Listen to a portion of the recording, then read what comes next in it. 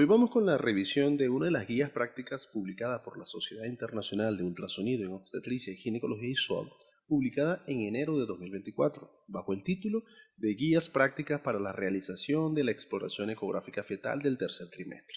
Y aunque la intención es desglosar toda la guía, por momento me voy a tomar la libertad de citar otras guías y otras publicaciones para así darle mejor forma a los conceptos y enriquecer un poco más la forma de digerir esta información, sobre todo para llevarla a cabo en la práctica clínica de forma eficiente. Por tanto, en donde vaya a usar información que no esté en esta guía, dejaré una señal en la presentación para así identificar que esta información es adicional y no la van a encontrar en esta publicación.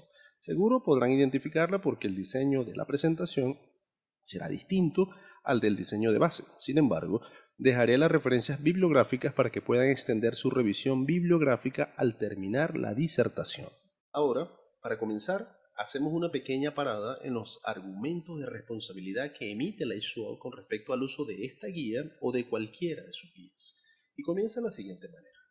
La Sociedad Internacional de Ultrasonido en Obstetricia y Ginecología, ISOAB, es una organización científica que fomenta la práctica clínica sólida y la enseñanza y la investigación de alta calidad relacionadas con el diagnóstico por imágenes en la atención médica de las mujeres. Por tanto, el Comité ISOAB de Estándares Clínicos tiene el cometido de desarrollar guías prácticas y declaraciones de consenso que proporcionen a los profesionales de la salud de un enfoque basado en el consenso de los expertos para el diagnóstico por imágenes. Su objetivo es reflejar lo que es considerado por la ISOAB como la mejor práctica en el momento en que se hayan publicado. Y aunque la ISOAB ha hecho todo lo posible para garantizar que las guías prácticas sean exactas cuando se publiquen, ni la sociedad ni ninguno de sus empleados o miembros aceptan ninguna responsabilidad por las consecuencias de los datos, opiniones o declaraciones emitidas por el Comité de Estándares Clínicos inexactas o engañosas. Es por esto que los documentos del Comité de Estándares Clínicos de la ISOAB no pretenden establecer una norma legal de asistencia ni determinar las políticas locales de atención médica, por lo que la interpretación de la evidencia que sustenta las guías puede estar influenciada por circunstancias individuales, protocolos locales y recursos disponibles. Este es un dato muy importante, que es el hecho de que las guías prácticas aprobadas pueden ser distribuidas libremente con el permiso de la ISOAB. Ahora, dándole continuidad a la guía, y para comenzar formalmente decimos que la evaluación sistemática del impacto del examen de ultrasonido rutinario del tercer trimestre ha proporcionado estimaciones sólidas de su precisión diagnóstica para las anomalías fetales, para los pequeños para la edad gestacional y para los grandes para la edad gestacional, y así como para algunos resultados perinatales adversos. Por lo que este documento describe las guías o pautas recomendadas para realizar un examen de ultrasonido del tercer trimestre que abarca la determinación de la ubicación placentaria y la presentación fetal, la medición de la biometría fetal, la identificación de las anomalías fetales, la evaluación del volumen del líquido amniótico y la documentación de los hallazgos del Doppler de las arterias fetales y uterinas. La guía también aborda la detección del pequeño para la edad gestacional y la macrosomía en el tercer trimestre y evalúa a qué edad gestacional se debe realizar la ecografía de rutina del tercer trimestre. Finalmente, se comentan determinadas situaciones como la sospecha de basa previa o la combinación de placenta baja y cesárea previa en las que se deben incluir pasos adicionales y una evaluación detallada de la ecografía del tercer trimestre. Esta guía sin embargo, no aborda si se debe ofrecer una ecografía del tercer trimestre de manera rutinaria a todos los embarazos únicos de bajo riesgo, ya que su disponibilidad difiere según los recursos y los médicos deben seguir las guías locales. Además, esta guía no aborda el contenido, la frecuencia o la edad gestacional de las ecografías del tercer trimestre en embarazos múltiples, ya que esto se trata en detalle en la guía ISOAB sobre embarazo gemelar. Del mismo modo, no aborda otras patologías o complicaciones que clasificarían el embarazo como de alto riesgo, como es la preeclampsia, la diabetes y la restricción del crecimiento fetal, algunas de las cuales están cubiertas en otras guías de la ISOAB. Ahora bien, los detalles de los grados de recomendación y los niveles de evidencia utilizados en las guías ISOAB se proporcionan en el apéndice 1, que lo van a ubicar para poder leerlo al final de la guía. Ahora sí, entremos en materia. Ultrasonido del tercer trimestre. Revisemos primero las indicaciones para realizar una ecografía en el tercer trimestre. La ecografía del tercer trimestre puede evaluar la viabilidad fetal, la presentación, la anatomía, el crecimiento, el volumen del líquido amniótico, la ubicación de la placenta y el Doppler fetoplacentario. Con menos frecuencia, si la mujer no se ha sometido a una ecografía previa, una exploración del tercer trimestre es útil para evaluar la edad gestacional o para excluirla una sospecha de embarazo múltiple. Existen muchas otras indicaciones que pueden desencadenar una exploración del tercer trimestre, incluido el sangrado anteparto, la reducción de los movimientos fetales, la rotura prematura de las membranas y la sospecha de anomalías del crecimiento según el examen físico. Además, la ecografía puede usarse para guiar otros procedimientos en el tercer trimestre, como la versión cefálica externa. En algunos entornos se puede ofrecer a todas las mujeres una ecografía de rutina del tercer trimestre. Sin embargo, hasta el momento no hay pruebas convincentes de que la ecografía universal de rutina en el tercer trimestre en una población de bajo riesgo mejore el resultado perinatal o materno. Aunque desde el punto de vista de evidencia, la guía argumenta este hecho. Es totalmente cierto también que pequeños errores diagnósticos que parecieran inocentes, como el confundir una presentación podálica por una cefálica, podríamos evitarlos con la ecografía de rutina del final del tercer trimestre. La edad gestacional óptima para realizar la exploración del tercer trimestre es un equilibrio entre la visibilidad óptima de la anatomía fetal y la precisión óptima de la evaluación del crecimiento fetal, y por lo tanto depende de los objetivos del examen. Tradicionalmente, la exploración del tercer trimestre se realiza entre las semanas 32 y 34. El examen anatómico puede ser técnicamente más fácil en esta etapa, ya que el rápido crecimiento del feto después de esta ventana puede resultar en una posición más flexionada, una disminución relativa en la calidad de la ventana acústica proporcionada por el líquido amniótico y una menor penetración de los tejidos fetales en maduración, incluida una creciente osificación de los huesos. Por otro lado, la detección de desviaciones del crecimiento, tanto pequeño para la edad gestacional como grande para la edad gestacional, en caso de bajo riesgo puede ser más precisa hacia las 36 semanas, lo que ha sido un argumento para trasladar la exploración a esta etapa gestacional. Sin embargo, esto no se aplicaría a los embarazos con mayor riesgo de complicaciones en los que se ha propuesto un examen alrededor de las 32 semanas o incluso antes. Es por esto que depende de la razón por la cual estés haciendo el ecograma, porque dependiendo de ello será más idóneo hacerlo cerca de las 32 o cerca de las 36. Esta guía clasifica las evidencias por niveles y según estos niveles de evidencia utilizados se establecen unos grados de recomendación que pueden ir desde la recomendación A hasta la recomendación D. Pero además establece el punto de buena práctica que no es más que las mejores prácticas recomendadas basadas en la experiencia clínica del grupo de desarrollo de las guías. Así que, según las evidencias, se harán recomendaciones o puntos de buena práctica. Por ejemplo, la guía establece que las evidencias sugieren que el momento de la ecografía entre las semanas 32 y 36 debe decidirse en función de las características maternas y fetales individuales, el nivel de riesgo del embarazo y los objetivos recursos locales. Por ello, la guía propone este punto de buena práctica rezando ese argumento y recomienda que el momento de la exploración del tercer trimestre, si está indicado, entre las semanas 32 y 36, debe decidirse en función de las características maternas y fetales individuales, el nivel de riesgo del embarazo y los objetivos y recursos locales. Las técnicas para la evaluación ecográfica de la biometría y el bienestar fetal, así como del volumen de líquido amniótico en el tercer trimestre, son similares a las utilizadas en el segundo trimestre y deben seguir las guías de biometría fetal de la ISOAG. De manera similar, las técnicas para la evaluación por ultrasonido Doppler en el tercer trimestre son similares a las descritas para su uso en el segundo trimestre. Estas descripciones, diseñadas para su uso en el tercer trimestre, se incluyen en los apéndices 2 a 4. Ahora, uno de los puntos importantísimos y que muchos profesionales no lo consideran tan importante, ya que no lo realizan de forma adecuada, como lo es la estimación correcta de la edad gestacional por ecografía. La estimación de la edad gestacional a veces puede ser necesaria al final del embarazo, y esto fue objeto de una revisión sistemática reciente. En la mayoría de los casos, la edad gestacional se habrá determinado mediante una ecografía anterior, preferiblemente en el primer trimestre. Entre las semanas 11 y 14 de gestación, las mediciones de la longitud cráneo-rabadilla tienen un intervalo de predicción del 95% del ancho medio de alrededor de 5 días, lo que significa que la edad gestacional verdadera estará dentro de más o menos 5 días de la edad gestacional estimada el 95% de las veces. Esta es la datación más precisa disponible y el embarazo no debe fecharse mediante exploraciones posteriores. Y esto realmente es cierto bajo los supuestos de que si se ha realizado una ecografía en el primer trimestre y que se ha realizado a los estándares técnicos adecuados desde el punto de vista ecográfico.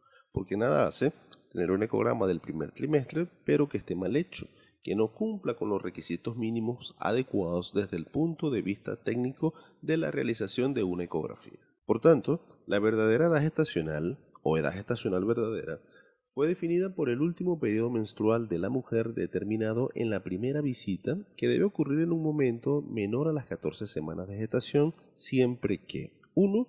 La fecha fuera cierta. 2. Que haya tenido un ciclo menstrual regular de 24 a 32 días. Recuerden que siempre habíamos utilizado el esquema de 21 a 35 días como normal. 3. Que no haya estado usando anticoncepción hormonal o lactancia materna en los últimos 2 meses. Y 4. Que haya concordancia dentro del margen de 7 días con la medición de la longitud craneorrabadilla fetal en el periodo de 9 a 13 más 6 semanas de gestación. Sin embargo, en mujeres que se presentan por primera vez en el tercer trimestre, la edad gestacional debe determinarse utilizando la circunferencia de la cabeza o la circunferencia cefálica, más la longitud del fémur o la circunferencia cefálica sola, si la longitud del fémur no está disponible. Este método, aunque ocupe el puesto más alto en una revisión sistemática reciente, todavía tiene una variación de 15 días alrededor de la media a las 32 semanas. La biometría de la cabeza, es decir, circunferencia cefálica y diámetro biparietal, puede ser más difícil de medir con precisión al final del embarazo, cuando la cabeza está más profunda en la pelvis materna. También se ha demostrado que una fórmula de un solo parámetro que utiliza el diámetro transcerebeloso, que se basa en la preservación relativa de esta estructura en las anomalías del crecimiento, tiene una predicción baja del 95%. La evaluación del bienestar fetal en el tercer trimestre incluye Doppler de la arteria umbilical en embarazos de alto riesgo y cuando esté indicado debe incluir parámetros Doppler adicionales como la arteria cerebral media, el conducto venoso y la velocimetría Doppler materna como es la arteria uterina. El equipo requerido para la evaluación por ultrasonido del tercer trimestre es similar al del examen por ultrasonido del segundo trimestre y debe incluir como mínimo lo siguiente: capacidad de ultrasonido en escala de grises en tiempo real, transductor transabdominal con resolución y penetración adecuadas, normalmente en el rango de 2 a 9 MHz, controles de salida de potencia acústica ajustables con visualización en salida de pantalla, capacidad de congelar fotogramas, calibradores electrónicos, capacidad para imprimir y o almacenar imágenes, mantenimiento y servicios regulares importantes para el rendimiento óptimo del equipo, equipos de limpieza y protocolos de limpieza adecuados, Doppler color y pulsado y transductor transvaginal. Al final de la guía pueden revisar los apéndices, pero a propósito de dar mejor continuidad, voy a hacer mención en este momento a los relacionados con la biometría, bienestar y Doppler fetal y materno. El apéndice 2 resume las recomendaciones de las guías ISOAB adaptadas al tercer trimestre cuando sea necesario, sobre las técnicas de evaluación de la biometría fetal en el tercer trimestre. En esto incluye que el diámetro biparietal, la circunferencia de la cabeza, la circunferencia abdominal y la longitud del fémur se pueden medir de forma rutinaria para evaluar el tamaño fetal. Diámetro biparietal y circunferencia de la cabeza. Para la medición ecográfica de la circunferencia cefálica fetal en el tercer trimestre debemos seguir unas normas. Es preferible la colocación de los calibradores de borde externo a borde externo o de borde exterior a borde exterior al medir la biometría de la cabeza fetal. Los siguientes criterios garantizan una adquisición óptima del plano de imagen para la medición del diámetro biparietal. Vista transversal de la cabeza fetal a nivel de los tálamos. El ángulo ideal de insonación es de 90 grados con respecto a los ecos de la línea media, pero se permiten ligeras variaciones, que tengan una apariencia simétrica de ambos hemisferios, que el eco de la línea media, o la hoz del cerebro o el falx cerebri, esté interrumpido anteriormente solo por el cabo del septum pellucidum, y que el cerebelo no sea visible. Medición ecográfica de la circunferencia abdominal fetal en el tercer trimestre. Para medir la circunferencia abdominal, la sección transversal del abdomen fetal debe ser lo más circular posible y la columna fetal preferiblemente en la posición de las 3 o las 9 en punto. La circunferencia abdominal se mide directamente en la superficie exterior de la línea de la piel con calibradores elípticos o se calcula a partir de mediciones lineales realizadas perpendicularmente entre sí, generalmente el diámetro abdominal antero-posterior y el diámetro abdominal transverso. Los siguientes criterios garantizan una adquisición óptima del plano de imagen para la medición de la circunferencia abdominal. Sección transversal del abdomen fetal lo más circular posible, vista de la vena umbilical a nivel del seno portal, estómago visible y que los riñones no sean visibles. Medición ecográfica de la longitud del fémur fetal en el tercer trimestre. Se visualiza la longitud femoral con ambos extremos de la diáfisis osificada visibles. Se mide el eje mayor de la diáfisis osificada colocando los calibradores en los extremos de la diáfisis osificada, sin incluir la epífisis femoral distal si es visible. Esta medición debe excluir artefactos de espolón triangular que pueden extender falsamente la longitud de la diáfisis. Para calcular el peso estimado fetal, la fórmula de Haglund 3, que incluye circunferencia cefálica, circunferencia abdominal y longitud del fémur, es aparentemente la más estable matemáticamente y se recomienda su uso en la mayoría de los escenarios clínicos. El apéndice 3 discurre sobre la evaluación del volumen de líquido amniótico. El índice de líquido amniótico, ILA, puede ser preferible para evaluar el polidramnios, mientras que el máximo bolsillo vertical puede ser preferible para evaluar el oligohidramnios.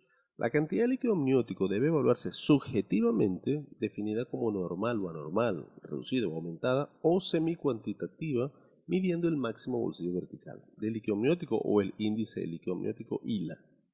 Para el máximo bolsillo vertical, se mide la bolsa vertical más grande de líquido amniótico que esté libre de partes fetales y asas de cordón umbilical. Se considera un máximo bolsillo vertical menor de 2 centímetros o un índice de líquido amniótico ILA menor de 5 centímetros como volumen de líquido amniótico disminuido. Un máximo bolsillo vertical mayor a 2 y menor a 8 como volumen de líquido amniótico normal y un máximo bolsillo vertical mayor a 8 centímetros o un índice de líquido amniótico ILA mayor a 25 centímetros como volumen de líquido amniótico aumentado. También se pueden utilizar valores de referencia para la edad gestacional. Evaluación del líquido amniótico mediante el máximo bolsillo vertical en el tercer trimestre. La técnica para realizar la evaluación semicuantitativa del volumen de líquido amniótico implica sostener el transductor de ultrasonido perpendicular a la posición materna, identificar límites claros de los bordes superior e inferior del bolsillo líquido, medir el bolsillo líquido amniótico sin obstrucciones más grandes y usar Doppler color para establecer la ausencia del cordón umbilical en el charco de líquido amniótico cuando no se tenga la certeza de ello. El apéndice 4 resume la evaluación mediante ecografía Doppler en el tercer trimestre. Doppler de la arteria umbilical. Esta es la forma de onda Doppler de la arteria umbilical obtenida por vía transabdominal en el tercer trimestre. Es importante conocer que existe una diferencia significativa en los índices Doppler medidos en el extremo fetal, el cual es el intraabdominal, en una asa libre y en el extremo placentario del cordón umbilical. La impedancia es mayor en el extremo fetal y es probable que se observe primero el flujo diastólico final ausente o reverso o invertido en este sitio. En aras de la simplicidad y la coherencia, por convención, las medidas deben realizarse en un bucle o asa de cordón libre. El Doppler de la arteria umbilical debe evaluarse en ausencia de movimientos respiratorios o corporales del feto. Doppler de la arteria cerebral media. Esta es la forma de onda Doppler de la arteria cerebral media obtenida por vía transabdominal en el tercer trimestre. Para obtener imágenes Doppler de la arteria cerebral media, se debe obtener y ampliar una sección axial del cerebro, incluidos los tálamos y las alas del hueso esfenoide. Se debe utilizar un mapeo de flujo de color para identificar el polígono de Willis y la arteria cerebral media proximal, justo caudal al plano transtalámico. Luego, se debe colocar la puerta Doppler de onda pulsada en el tercio proximal de la arteria cerebral media, cerca de su origen en la arteria carótida interna, porque allí la velocidad sistólica disminuye al aumentar la distancia desde el punto de origen de este vaso. Esto cataloga, según la guía ISUOC para la realización de la ecografía de evaluación obstétrica el tercer trimestre, como un grado de recomendación C. También hay que alegar que el ángulo entre el haz de ultrasonido y la dirección del flujo sanguíneo debe mantenerse lo más cercano posible a 0 grados. Se debe tener cuidado para evitar cualquier presión innecesaria sobre la cabeza fetal, ya que esto puede provocar un aumento de la velocidad sistólica máxima o lo que es lo mismo, del pico de velocidad sistólica. También puede provocar una disminución del flujo diastólico final y un aumento del índice de pulsatilidad.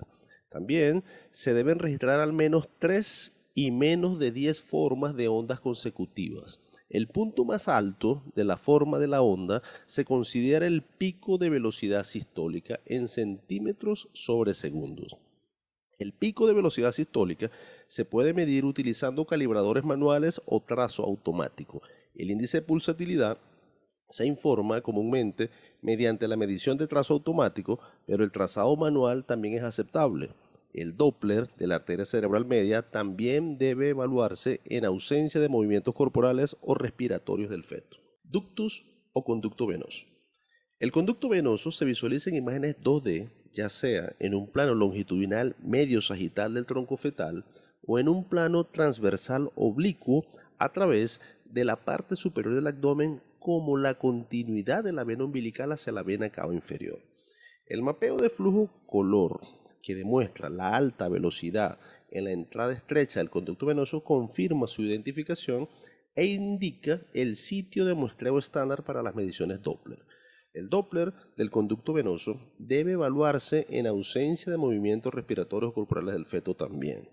En esta imagen se puede ver la forma de onda Doppler del conducto venoso obtenido transabdominalmente en el tercer trimestre en una sección transversal, la imagen A, y en una longitudinal del abdomen fetal, la imagen B.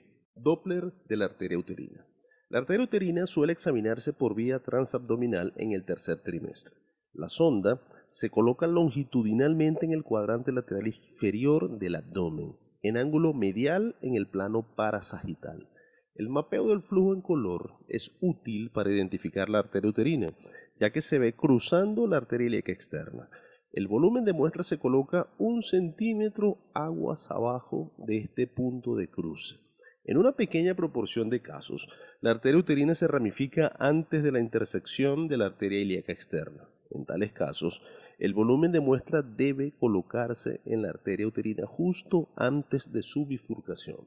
Se repite el mismo proceso para la arteria uterina contralateral. A medida que avanza la edad gestacional, el útero suele sufrir dextrorrotación. Por lo tanto, la arteria uterina izquierda no discurre tan lateral con respecto al útero como lo hace la derecha. Estas son imágenes Doppler con forma de onda de la arteria uterina obtenidas por vía transabdominal en el tercer trimestre.